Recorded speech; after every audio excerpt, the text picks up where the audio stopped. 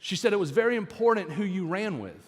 She said because when you were running with that person, they could either slow you down by saying, come on, let's just take a break. Just slow down and stay with me a second. Come on, let's just take a breather. I know your legs are cramping up like mine. I see the way that you're running. Come on, just help me. Just slow down for a second. Or you could have someone that said, come on, push through. You can do it. You can run. Come on, keep going. Push through that wall. You've got this. She said it was very important who you choose to run with because who you chose to run with depended on how you ran your race. Isn't the same for us? Isn't it important who we choose to run with?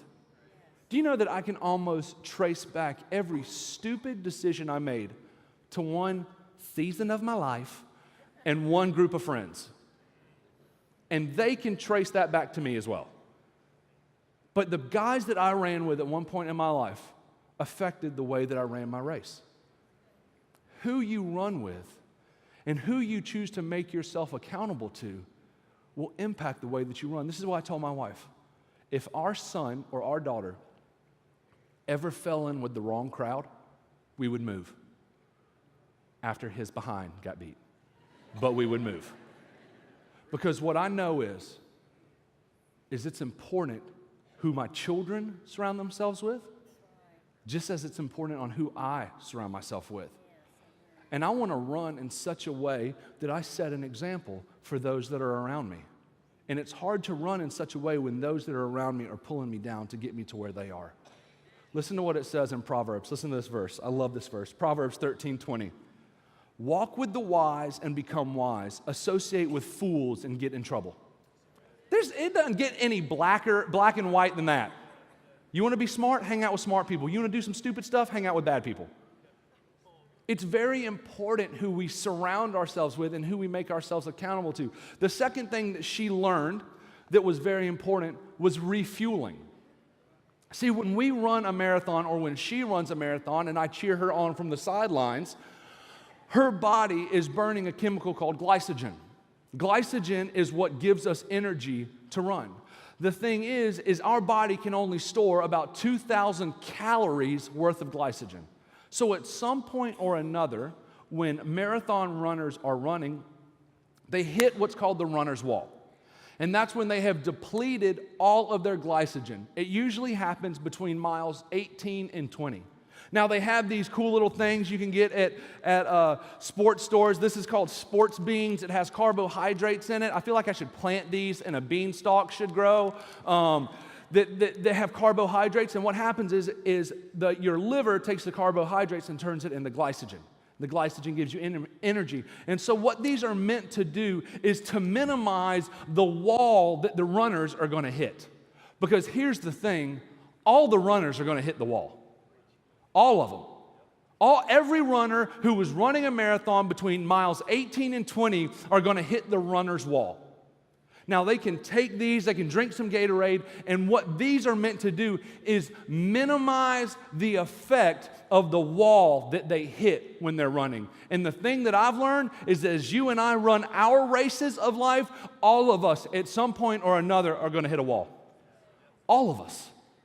All of us are going to be running, and we could be doing good, man. We could be in a full-out sprint. Everything's going great. We're going to finish well. Everything's good, and then all of a sudden, something happens that you never saw coming, and you hit a wall. What we have got to do as sons and daughters of God is we have got to be constantly fueling ourselves and refueling ourselves off of our Creator. We have got to go to Him for our power. We have got to go to Him for our strength. We have got to go to Him for our fuel and quit going to Oprah and Dr. Phil and friends and everybody else and just start going to the one that can actually give us the strength and the power to help us get through the walls that we face, because the reality of it is it's not a matter of if you hit the wall, it's a matter of when you hit the wall. Listen to these scriptures. This is what we've got to do. This is why, man, if people knew. Listen, my wife and I with our daughter, I have a special needs daughter, for those of you who don't know. We've walked through it for 5 years. And let me tell you, the only way that we get through it, the only way is Jesus Christ.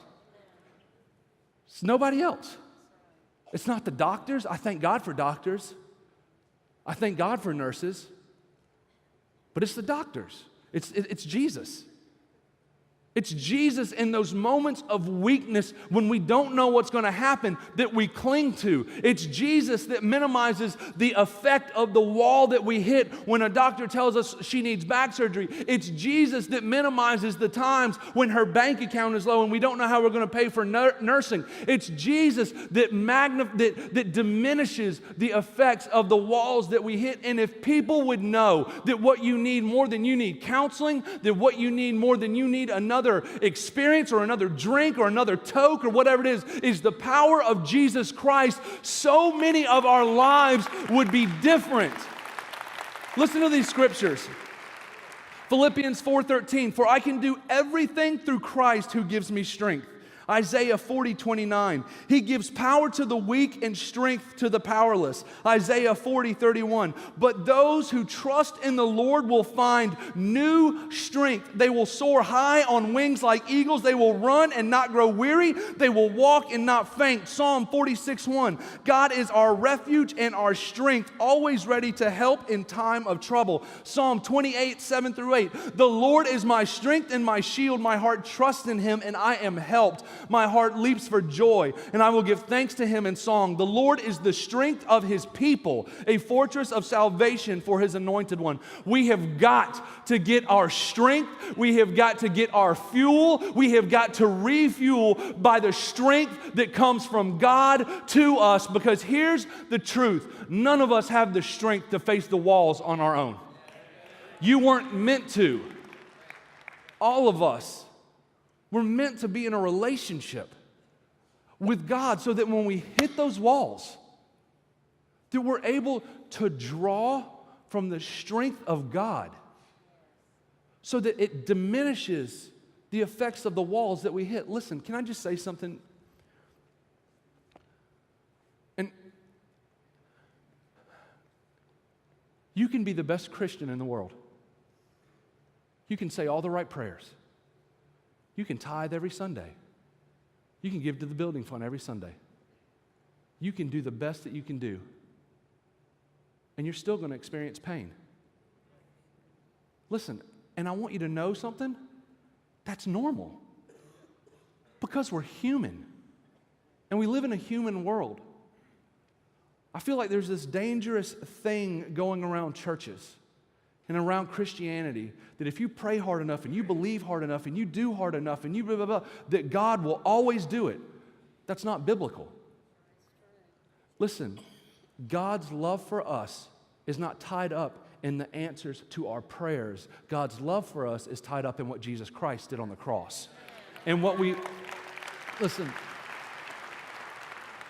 have got to know is that when you pray and you believe, just like Paul had a thorn in his flesh, and he cried out to God, God, please remove this thorn from my flesh.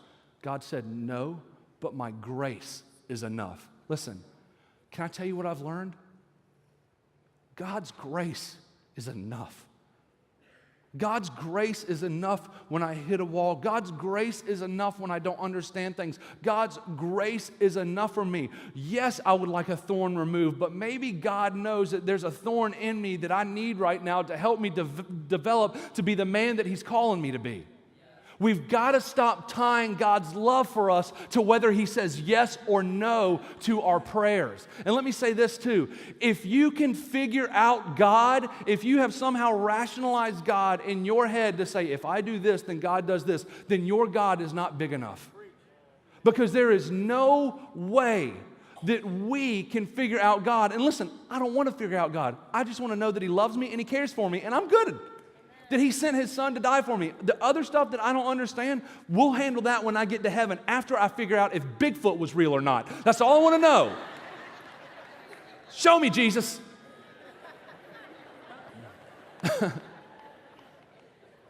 We'll get to that other stuff. But here's what's enough for me right now. Here's what's enough for me. I was a broken sinner. I am still a broken sinner. I have issues, and I don't want to upset you guys, but all of you in here, you have issues. All of us. Every single one of us. And while we had issues and while we were running away from God,